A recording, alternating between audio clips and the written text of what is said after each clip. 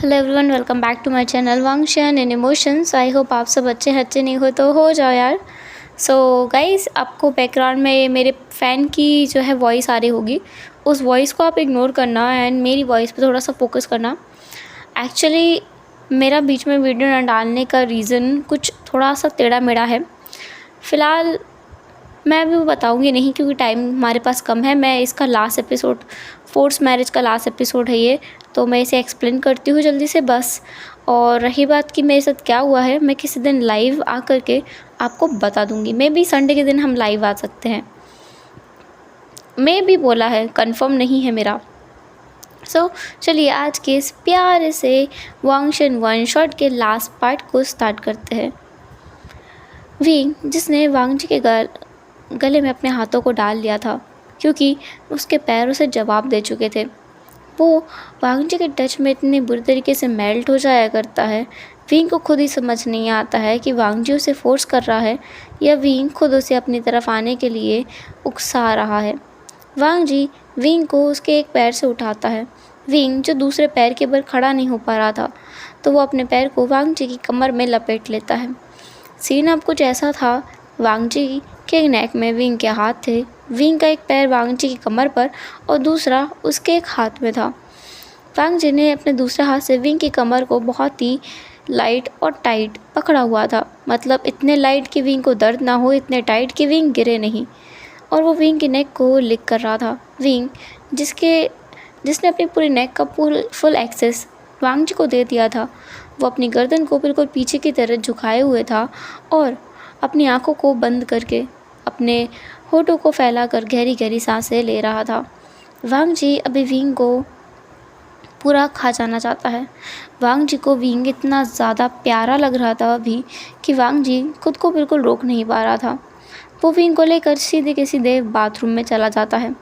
वहाँ जाकर वो पानी ऑन कर देता है। शावर ऑन करने के बाद में वो विंग को अपने साथ अपनी गोद में ले करके वहीं बैठ जाता है बाथटब में। विंग वांग जी की तरफ देखकर बोलता है, तुम क्या कर रहे हो ये? तुम्हें पता है ना मुझे चोट लगी है।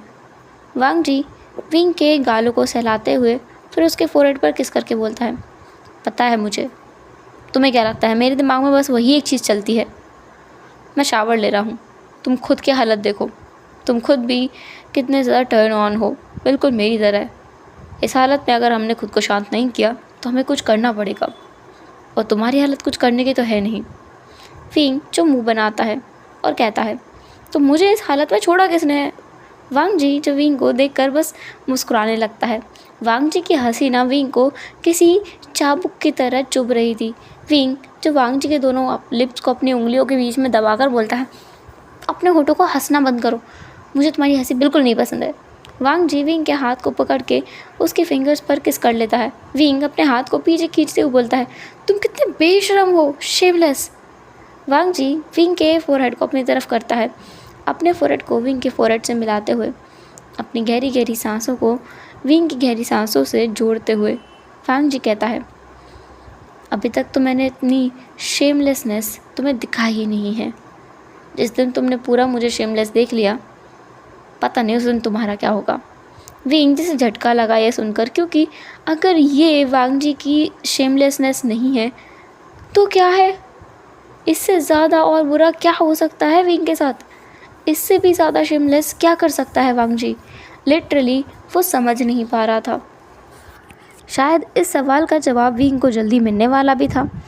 खैर, वांग जी जो अपने आप को कूल डाउन करता है, विंग की भी हेल्प करता है, एंड देन वो दोनों उस बाथटब से बाहर आते हैं।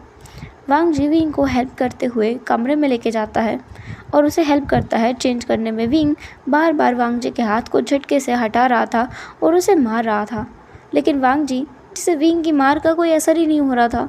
वांग जी इतना मस्कुलर है, विंग के मुलायम हाथों से जो उसे मार पड़ रही थी वो उसे किसी भी तरीके से लग ही नहीं रही थी। वांग जी जब विंग को फुल तरीके से रेडी कर देता है तब वो कहता है, परफेक्ट, तुम अब परफेक्ट लग रहे हो विंग। इसके बाद विंग जो बहुत ज़्यादा मुंह फुलाए हुए घूम रहा था, उसे बहुत गुस्सा आ रही है लान वांग जी के ऊपर। वांग जी जो अपने कमरे से बाहर निकल गया था क्योंकि उसे काफ़ी सारा काम है। विंग जो खुद भी अपने कमरे से बाहर निकलता है और बाहर जाते हुए उसका दिमाग चल रहा था कि वो क्या करे इस लान वांग जी का। क्या वो इसे मारे पीटे क्या करे। विंग जो गुस्से में था, फाइनली उसका गुस्सा शांत करने के लिए उसके फ़ोन की रिंगटोन बजती है। विंग अपना फ़ोन लेता है और आंसर करता है। उस एजेंसी ने जिसमें विंग ने अप्लाई किया था, उस एजेंसी ने विंग को सिलेक्ट कर लिया है और वो उसे अमेरिका बुलाने के लिए तैयार हैं। विंग ये सुनकर बहुत ज़्यादा खुश हो गया था, इतना ज़्यादा कि वो किसी को बता भी नहीं सकता। लिटरली उसे बहुत खुशी हो रही थी, वो खुशी से नाचने के मूड में हो गया था। अब हम देखते हैं कुछ देर बाद का सीन, जहाँ पर विंग जो सबको बुलाता है, स्पेशली लांचरन को, और कहता है कि शुशु, मुझे यहाँ रुकना नहीं है। मेरे पास मेरी खुद की जॉब मिल गई है, जो कि मेरा सपना भी है यूएस जाने का, और अब मैं वहाँ शिफ्ट करना चाहता हूँ और मुझे मेरे गोल को पूरा करने से कोई भी नहीं रोक सकता है। अगर आप मेरे साथ अच्छे से रहेंगे तो मैं फैमिली बन के रहने के लिए रेडी हूँ, लेकिन अगर आप मेरे ड्रीम्स को सपोर्ट नहीं करते तो मैं कुछ नहीं कर सकता। वांग जी जो कहता है, ओ हेलो, मैं तुम्हारे साथ अमेरिका नहीं जा सकता। विंग कहता है, पता है मुझे, तुम यहीं रहो, मैं अकेला चला जाता हूँ ना। वांग जी तुरंत कहता है, ऐसे कैसे, तुमने मुझसे शादी की है, तुम मेरा वाइफ हो, तुम अकेले कैसे जा सकते हो। विंग कहता है, तुम मुझे कम समझते हो क्या। वांग जी कहता है, मेरा मतलब है तुम मुझे छोड़ के कैसे जा सकते हो, मेरा क्या होगा, मैं तुम्हारे बिना कैसे रहूँगा। विंग जो अपने मन में कहता है, तुम मेरे बिना नहीं, मेरी बॉडी के बिना नहीं रह सकते। पावर्ड, सबके सामने क्या बातें कर रहा है ये, एटलीस्ट किसी को समझ नहीं आ रहा होगा।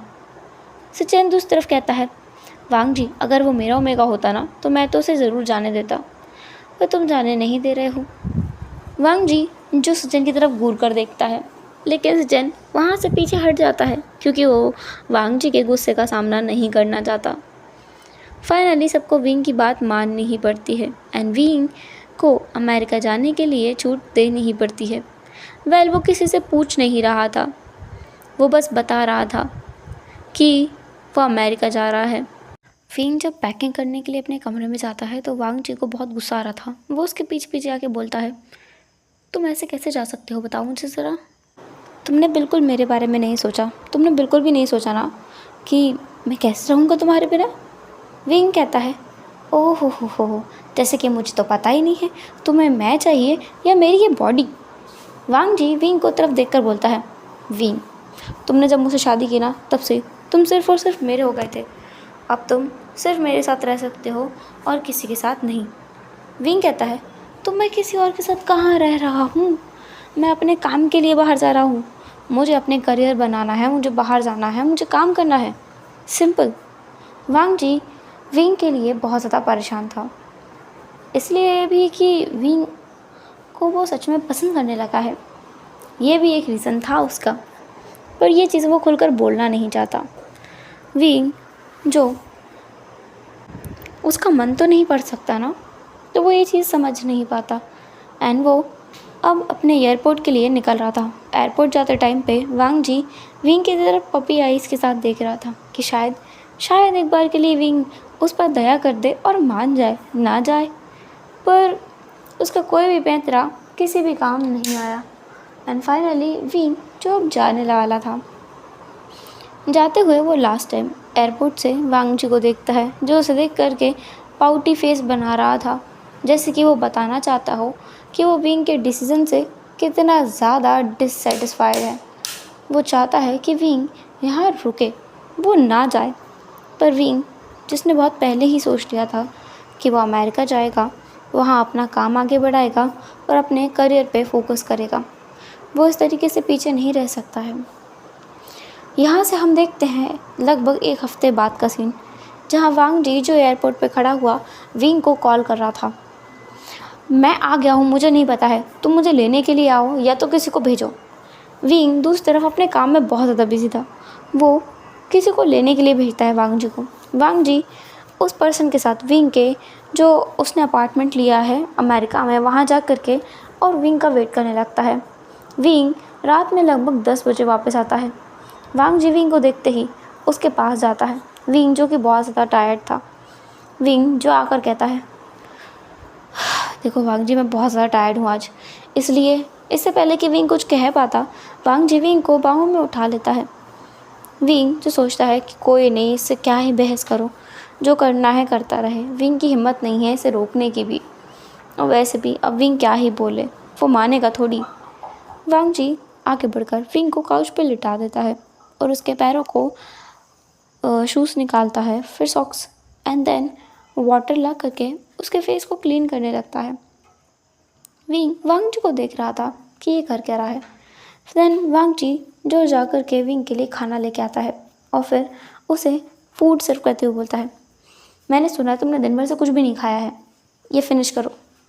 विंग मना करते करते वो सारा खाना फिनिश कर लेता है।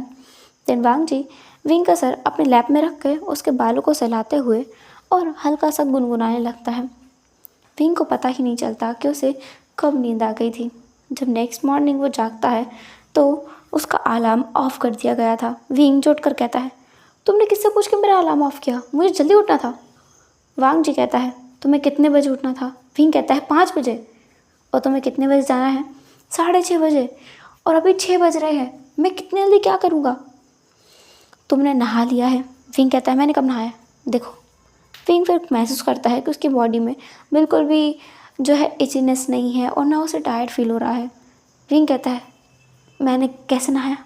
और कैसे, मैंने नहलाया। तुमने कपड़े भी चेंज कर लिए हैं, जो तुमने रखे थे तुमने वही तो पहने हैं। तुम बिल्कुल रेडी हो, ब्रेकफास्ट करो और चले जाओ, तुमने ब्रश नहीं किया है बस। विंग कहता है, हाँ तुमने ये सब कुछ कर दिया। वांग जी कहता है, और नहीं तो। अब आज तुम थक कर मत आना, लेकिन तुम बहुत ज़्यादा टायर्ड कर लेते हो अपने आप को। तुम्हें काम पसंद है ठीक है, लेकिन अपने आप को इतना टायर्ड नहीं करना चाहिए। विंग जो बस सर हाँ में हिलाता है, ब्रेकफास्ट करता है और सीधा वहाँ से निकल जाता है। रात को आते हुए विंग का मूड काफ़ी ज़्यादा अच्छा था, क्योंकि उसकी मॉर्निंग बहुत अच्छी गई थी। वो सुबह सुबह रश में नहीं उठा, वो टाइम पे उठा 6 बजे, आराम से अपनी नींद पूरी करके, और पहले से रेडी भी था। इसलिए विंग का मन आज बहुत ज़्यादा अच्छा था। और आज वो इतने टाइम के बाद पूरे हफ्ते में आज वो ब्रेकफास्ट करके आया था, वरना उसे खाना खाने में बहुत टाइम लग जाता है। वापस आते हुए भी उसे वांग जी जो है ना वो उसी तरीके से वेलकम करता है जैसे उसने कल किया था। बाहों में उठाकर काउच पे रखना, देन उसके शूज़ सॉक्स निकालना, वाटर ला के उसके फेस को क्लीन करना, एंड देन उसे खाना खिलाना। विंग जो ये सब कुछ बहुत इन्जॉय करता है। उसने कभी सोचा नहीं था कि मैरिज इस पैटर्न में भी आ सकती है। क्या इतना केयरिंग इंसान को उसे मिल सकता है। विंग वांग जी को देखता है और पूछता है, तुम्हें तो मेरी बॉडी चाहिए थी ना, तो अब तुम मेरी केयर क्यों कर रहे हो। वांग जी विंग के फोरहेड पर हल्का सा अपने इंडेक्स फिंगर से मारकर बोलता है, तुम बेवकूफ़ हो। विंग जो बस मुस्कुराने लगता है। उनके बीच में एक अनकहा रिश्ता बन रहा था, जिसके लिए उन्हें कहने की भी ज़रूरत नहीं है कि वो एक दूसरे की केयर करते हैं। विंग जब वो आज बाहर जाता है तो बाज़ार से काफ़ी सारी चीज़ें खरीद के लेके आता है वांग जी के लिए, जो वांग जी की यूज़ की होंगी। जैसे कि उसके लिए एडिशनल पेयर ऑफ शूज़ और स्लीपर्स जो घर में पहनेगा वांग जी। इसके अलावा भी काफ़ी सारी चीज़ें वो ख़रीद कर लेकर आया था, सिर्फ़ और सिर्फ वांग जी के लिए। वांग जी भी ये चीज़ें देखकर बहुत ज़्यादा खुश था। अब दिन कुछ इसी तरीके से बीतने लगे थे, क्योंकि वांग जी कभी कभी हफ्ते 2 हफ्ते में एक बार आ जाया करता था विंग से मिलने के लिए। टाइम थोड़ा सा एक्सपेंड हो रहा था। पहले वांग जी 1 हफ्ते 2 हफ्ते बाद आ जाता था, लेकिन अब वो महीने में बस एक बार मिलने के लिए आता है विंग से।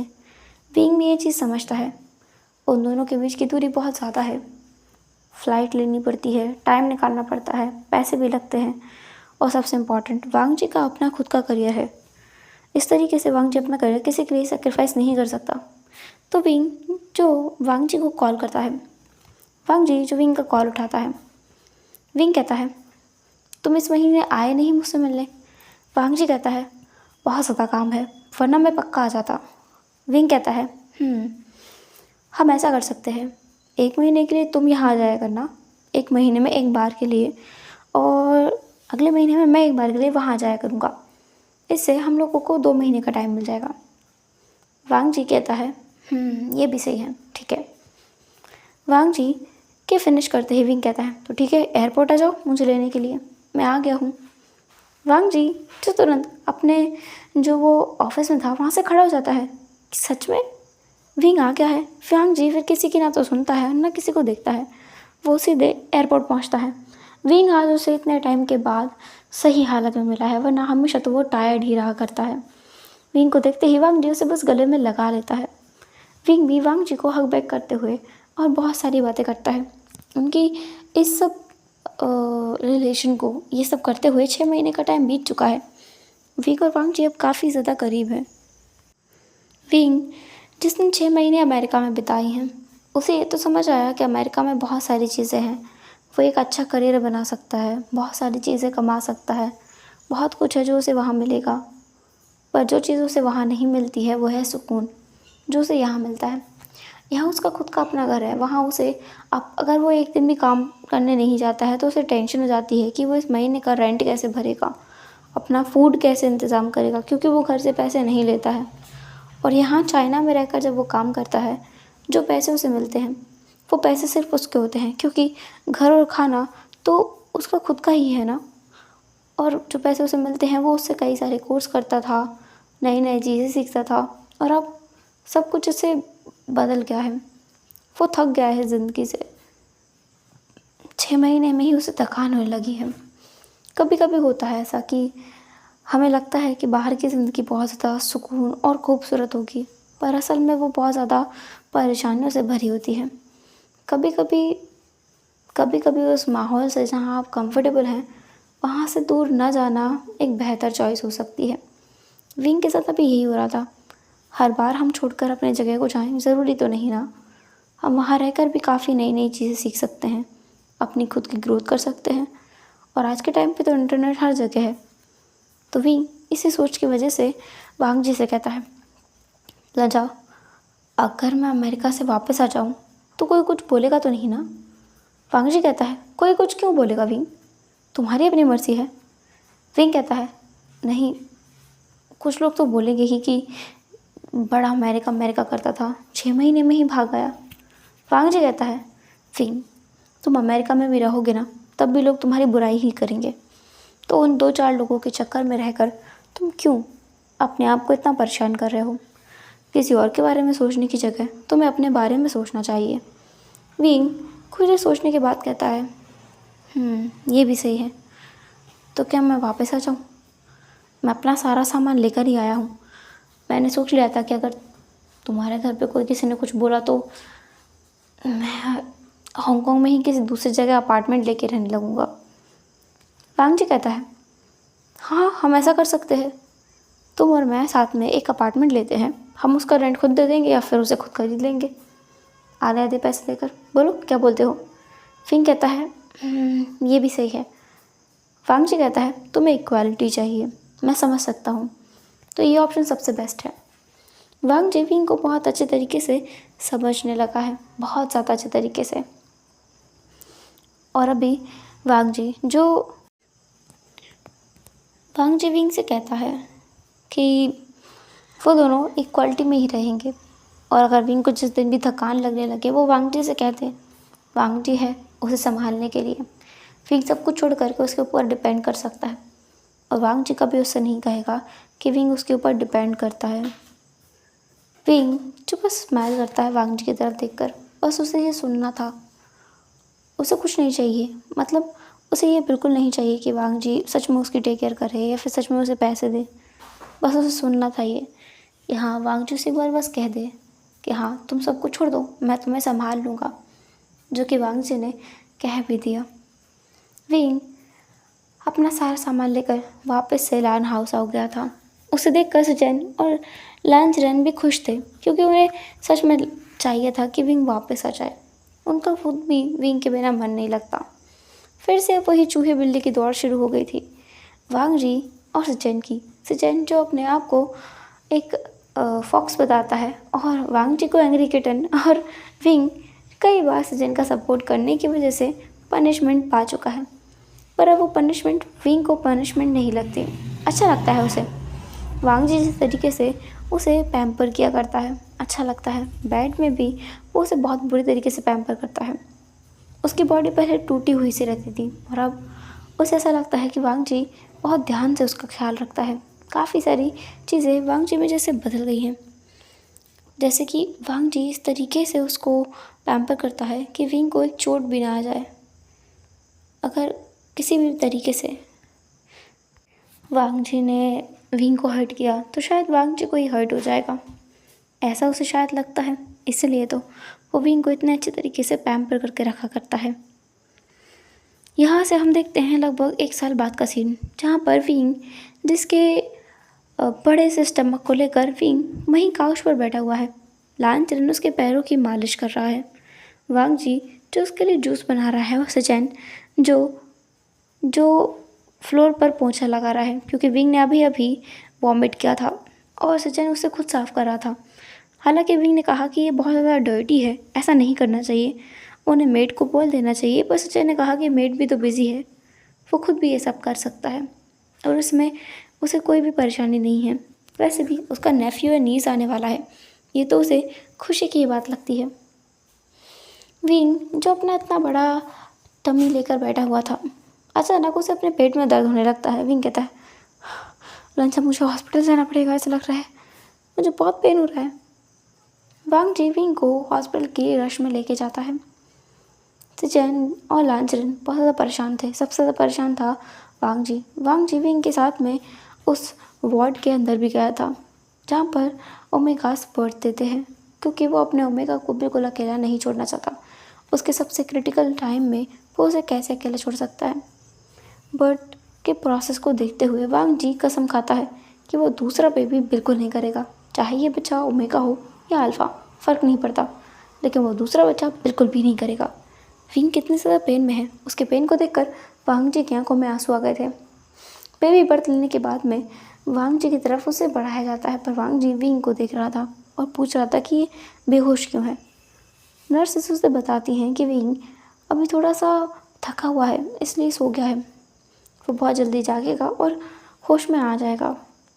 फिर जाकर के वांग जी अपने बेबी गर्ल को देखता है, जिसे देखकर उसे बहुत ज़्यादा अच्छा लगता है। वो उसका नाम लान फेई रखता है, जो कि नाम वांग जी ने खुद चुना था विंग के साथ मिलकर। लांचरन भी अंदर आता है और फेई को देखता है। फेई जो बहुत प्यारी बच्ची है, सचैन को देख करके वो गिगल कर रही थी, मतलब कुछ बोल नहीं रही थी, कोई आवाज़ नहीं, बस अपने अंगूठे को अपने माउथ के अंदर डाल करके सक करते हुए सचैन को अपनी आंखों से देख रही थी, जैसे कि वो जानना चाहती है कि ये कौन है। शायद वो किसी इन शख्स को पहचानना चाहती है। सचैन आगे आकर अपना फेस हिलाकर अलग अलग तरीके के मुंह बनाते हुए कहता है, फेई देखो मैं तुम्हारा शूशू हूँ, तो मुझे शूशू कहना। तभी अंकल चरण कहते हैं, मैं तुम्हारा ये हूँ, मैं तुम्हारा ग्रैंडपा हूँ, मुझे ग्रैंडपा बुलाओ। वांग जी उन दोनों को देख रहा था कि ये दोनों बच्चों के साथ में बच्चे बन गए हैं। उसका ध्यान ज़्यादातर विंग के ऊपर था। विंग जैसे होश में आता है, वो अपने बेबी को देखने के लिए इधर उधर देखने लगता है। वांग जी नर्स से कहता है कि विंग को उसका बेबी ला के दे दे। विंग अपनी नन्ही सी जान को देखता है तो उसकी जान में जान आ जाती है। वो काफ़ी ज़्यादा अब अच्छा महसूस कर रहा था। फेई उसकी जान है, सब कुछ है उसका। वांग जी विंग की तरफ देखकर हल्का सा स्माइल करता है। विंग भी एक फेडेड स्माइल करता है। विंग के तो उठकर बैठने की हालत नहीं है। वांग जी जो वहीं पर अपने 3 उंगलियां उठाकर कसम खाता है, मैं कसम खाता हूँ दूसरा बच्चा नहीं करूँगा।